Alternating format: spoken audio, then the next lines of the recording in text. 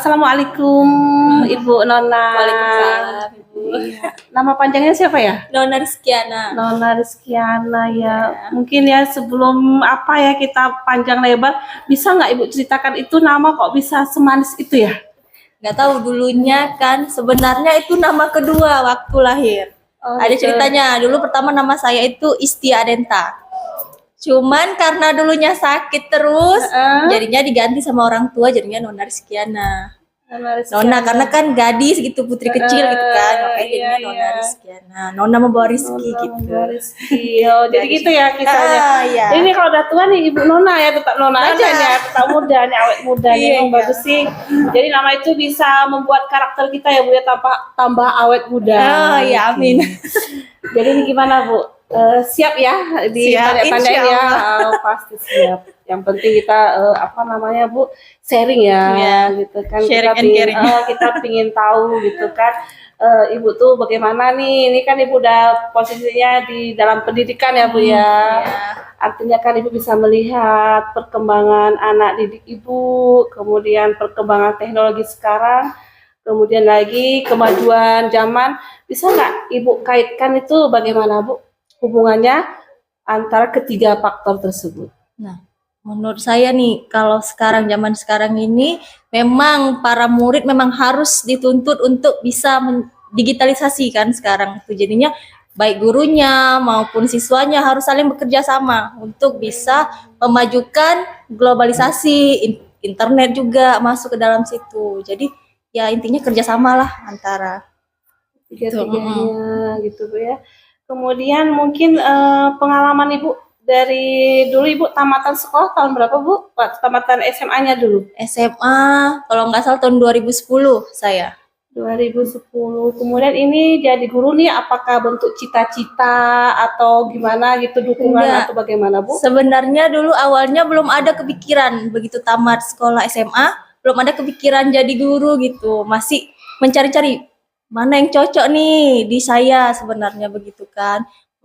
Kemudian dibilang orang tua, dikatakan orang tua, kalau bisa kamu jadi bidan saja katanya kayak gitu. Cuman kayaknya nggak ada nih di diri makin jadi bidan tuh nggak ada gitu. Makanya udahlah pilihan terakhir adalah jadi guru aja kayak gitu. Makanya pas tes udahlah pilih jadi guru kayak gitu. Pilih yang di pendidikan di FKIP kayak gitu. Jadi Ibu ini dari mana ya? Asalnya dari mana Ibu? Saya sebenarnya kan lahir di Aceh Tengah. Kemudian waktu konflik dulu GAM pindah saya ke Medan, ke Binjai. Makanya dari SD sampai SMA saya di Binjai. Ini Ibu orang Jawa berarti ya? Jawa, suku Jawa gitu ya. Kalau dulu ada namanya Puja Kesuma, Putra Jawa kelahiran Sumatera gitu ya. Saya masa-masa saya kuliah dulu ya. Kemudian dulu ya sebentar Kip. Iya. Terus inilah menurut Ibu nih, bagaimana gitu kan mendidik siswa gitu kan Bu, agar mereka itu masuk pembelajaran Ibu sendiri tuh mereka jadi nyaman, habis itu merasa kita tuh dirindui gitu. Itu bagaimana menurut pandangan Ibu gitu? Menurut saya sebagai pendidik, sebagai pengajar, saya harus mengetahui karakter setiap pendidik, setiap siswa. Bagaimana? Mungkin ada yang satu kurang dalam pengetahuannya, yang satu lagi mungkin agak lebih dalam pengetahuan. Jadi saya harus adil melihat si A ini harus bagaimana nih saya mendidiknya, si B juga harus bagaimana nih saya mendidiknya. Jangan saya samaratakan. Nanti anak-anak nih nggak tahu nih bagaimana yang si A sama si B ini, kan nggak tahu kita bagaimana pembelajarannya kan. Makanya harus adil di antara si A dan si B ini. Jangan kita langsung ke B terus yang pintar terus, tapi sedangkan yang kurang paham tadi ini kita ketinggalan, nanti bakalan si A yang kurang paham ini. Makanya harus disamaratakan, jangan disamaratakan, harus kita bersifat adil. Bagaimana cara kita memahami si karakter antara si peserta didik tersebut. Berarti intinya memahami karakter karakternya dulu. Kemudian ada nggak Bu pengalaman yang memang betul-betul menjadikan pelajaran bagi Ibu selama Ibu mengajar? Jadikan pengalaman. Mungkin selama saya mengajar banyak saya menemukan sifat-sifat ataupun beragam karakter, beragam tingkah laku anak didik saya. Mungkin ada yang menerima saya dengan baik, mungkin ada yang kurang menerima saya. Jadi itu menjadi pengalaman saya, menjadi pembelajaran saya ke depannya harus bagaimana seperti itu. Jadi Ibu menyikapinya gimana? Mungkin kalau menyikapinya saya bagaimana ya, lebih mendekatkan diri lah bagaimana dengan mereka. Mungkin ada yang tidak suka, mungkin saya lebih bagaimana ya, kalau ada yang lebih tidak suka sama saya, mungkin saya lebih mendekatkan diri lah kepada mereka kayak gitu kan. Jangan marah-marah, jangan apa, harus lebih pendekatannya itu lebih terjalin bagaimana seperti itu. Nah ini lagi, menurut Ibu nih, siswa itu kan ada yang mungkin apa namanya Bu, kesal, buat kita kesal, kemudian ada yang memang bertingkah yang memang tidak sewajarnya. Itu menurut Ibu apakah memang dari diri mereka sendiri atau faktor lingkungan atau keluarga Bu?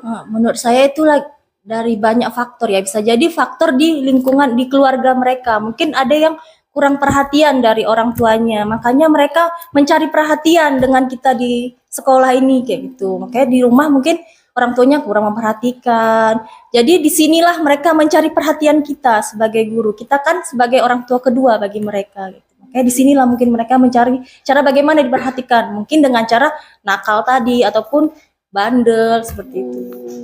Iya. Ini bagus nih ya. Jadi ini bagus nih untuk penonton ya. Jadi bisa ambil sisi positifnya ya Bu ya. Jadi kan ada ide-ide baru nih gitu kan.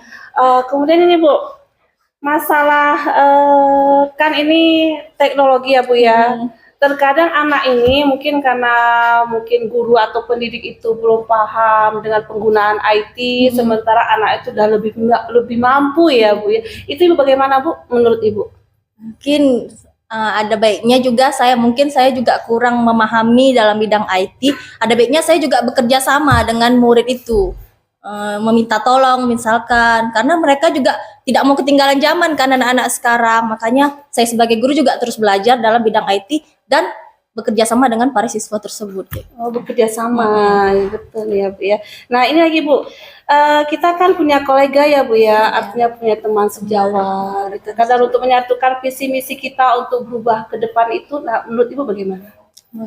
Menurut saya visi misinya dalam kolega saya adanya kesepakatan dulu di sekolah nih, bagaimana nih kita sepakatannya, bagaimana misalkan ada visi-visi ataupun misi dalam mendidik ataupun mengajar siswa nih, harus ada satu, jangan nanti guru A bilang begini sedangkan guru B begini, jadinya tidak ada kesepakatan antara guru satu dan guru yang lainnya. Makanya harus ada kesepakatan dulu nih di kitanya, di rekan sejawatnya nih harus ada bagaimana. Jadi siswa tadi tidak bingung, mungkin dari guru A bicara seperti ini sedangkan guru B bicara seperti ini. Jadi siswa tadi bingung bagaimana, sedangkan ibu ini bilang kayak gini, ibu yang satu bilang kayak gini. Makanya harus ada dulu kesepakatan antara kita dengan kawan kita ataupun dengan rekan sejawat kita. Seperti itu. Ya, berarti butuh kerjasama ya Bu ya. Kemudian Ibu masalah nih kurikulum merdeka ini Bu, bagaimana nih Bu? Kurikulum merdeka ini. Apa saja sisi positifnya menurut Ibu gitu? Bagaimana perbandingannya dengan kurikulum sebelumnya? Menurut saya bagus dengan adanya kurikulum merdeka ini. Menuntut guru-guru jadi lebih inovatif, lebih kreatif dalam mengajar ataupun mendidik para siswa, dan juga siswa tadi ataupun peserta didik tadi lebih aktif gitu dalam menangkap ataupun dalam diberikan informasi atau diberikan pembelajaran oleh guru-gurunya seperti itu. Lebih aktif lah siswanya juga kan. Lebih bebas bereksplorasi gitu. Gitu ya sisi positifnya ya Bu ya. Nah, ini lagi Bu. Ini banyak pertanyaan, enggak apa-apa ya Bu ya. Oke, kita punya berapa waktu lagi nih? Ini berapa lagi? Masih ada 5 menit lagi lah ya. Oke. Jadi gini Bu. Ini kan kita masalah kejiwaan ya Bu ya. Artinya kita tuh bagaimana kita mensyukuri ya Bu ya apa yang terjadi sama kita, bagaimana keadaan kita. Nah ini Ibu nih, pandangan Ibu nih, cara kita menghargai profesi kita itu bagaimana Bu? Nah, kalau cara kita menghargai profesi kita akan lebih ke disiplin, menerapkan disiplin dulu di diri kita ini bagaimana. Jadi setelah adanya disiplin, kita jadi lebih menghargai. Pekerjaan kita ini lebih bagaimana nih kita ke depannya untuk mencari rezeki yang halal seperti itu. Jadi adanya disiplin, jadi kita tidak semena-mena dengan waktu tersebut. Jadi kita juga lebih menghargai profesi kita kayak gitu. Ya, tanda bersyukur ya. gitu Tanda ya. bersyukur jadi terapkan di diri kita nih, kita harus disiplin nih, jangan makan gaji buta nih. Jadi di diri kita dulu lah bagaimana gitu. Itulah cara menghargai profesi kita. Ya, mungkin gitu. Nah, kemudian ini di keluarga, Bu. Kalau keluarga kita kan ini kita disibukkan ya, Bu, dengan perangkat pembelajaran, dengan mendidik anak. Artinya kita tidak bisa totalitas nih. Nah, bagaimana menyeimbangi semuanya nih? Antara peran kita sebagai guru, peran kita tuh sebagai orang tua, sebagai istri gitu kan, karena ini kan kurikulum merdeka semakin banyak ya Bu ya, semakin banyak tugas. tuntutan ya. Itu bagaimana Bu? Menurut saya sebaiknya kan ada pembagian waktu lah di diri saya sendiri, ada memanage waktu, bagaimana waktunya di keluarga, bagaimana waktunya di suami, misalkan bagaimana waktunya di sekolah kayak gitu. Jadi harus saya bagi tugas nih. Waktunya di sekolah, misalkan nggak saya campur adukan kerjaannya di rumah seperti itu. Apalagi kan saya punya anak kecil, jadi nggak bisa sepertinya kalau kerjaan rumah nih atau kerjaan sekolah nih saya masukkan ke rumah seperti itu. Jadi kayaknya kurang fokus saya seperti itu. Kalau kerjaan sekolah saya bawa ke rumah. Menurut saya seperti itu sih. Saya masih kurang maksimal dalam memanage waktu tadi seperti itu. Oh, ini Ibu berapa ke sekolah jauh ya Bu ya? Jauh, jaraknya jauh Bu. Sekitar berapa jam lebih lah dari rumah saya ke sekolah. Lebih dari 1 jam. Jadi pagi itu Ibu berangkat jam berapa Bu? Saya berangkat dari rumah jam 6:30. 6:30 pagi saya sudah berangkat dari rumah. Jadi ini kan Ibu nyaman ya gitu ya kan, pergi sekolah nggak ada beban. Itu motivasi Ibu timbulkan dari diri Ibu apa ya Bu? Nggak jadi beban gitu.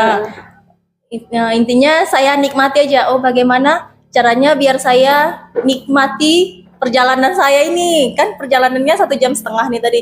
Jadi dari rumah saya berpikir positif saja. Bagaimana caranya biar sampai sekolah tuh saya lebih fresh seperti itu. Karena di sekolah kan saya mencari nafkah, jadi mencari rezeki. Jadi setidaknya rezeki yang saya bawa itu berkah. Makanya dari diri saya dulu lah bagaimana seperti itu. Oke lah Bu, pesan terakhir lah Bu untuk semua. Siapapun nonton, Ibu kasihlah sebentuk pesan moral apa boleh? Pesan moral ya. Pesan moralnya sih kalau menurut saya, kita sebagai pendidik sebaiknya harus lebih adanya toleransi kepada murid. Jangan membeda-bedakan antara murid yang satu dengan yang lainnya. Kalau bisa kita buat secara adil dan merata, jangan kita beda-bedain. Nah, itu aja sih. Oke, terima kasih. Oke, Ibu Nona. Terima kasih atas kesempatannya, atas waktunya. Semoga penonton dapat terinspirasi ya dari apa yang Ibu sampaikan tadi. Dan kita tutup podcast kita ini dengan wassalamualaikum warahmatullahi wabarakatuh.